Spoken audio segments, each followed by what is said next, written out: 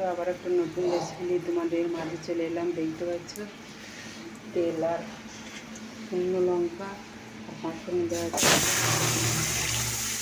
ডালটা ফোড়ন দিয়ে দিলাম, দেখতে পাচ্ছ।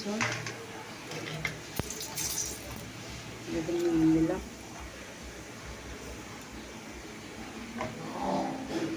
তো দেখতে থাকো। তো দেখতে পাচ্ছ এখানেও আবার তেল দেওয়া হয়েছে, শুকনো লঙ্কা আর এই দেখো আলু কেটেছি, আলু ভাজা হবে। তেল হয়ে গেছে,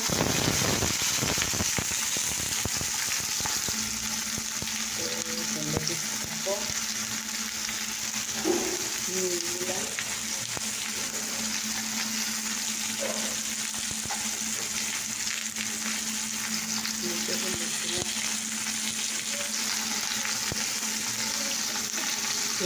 নাড়াচাড়া করবো।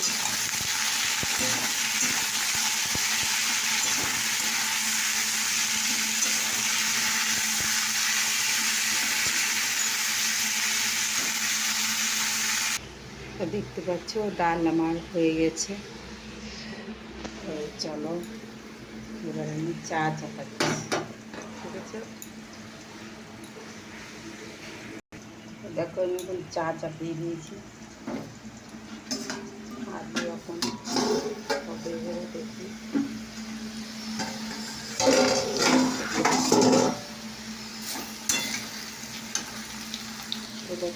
নাড়িয়ে দিলাম, দেখতে পাচ্ছ এখন আলু ভাজা হচ্ছে আর এদিকে তো চা হচ্ছে।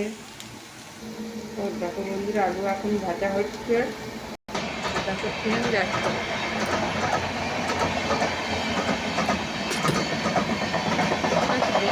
হাওড়া থেকে যাচ্ছে,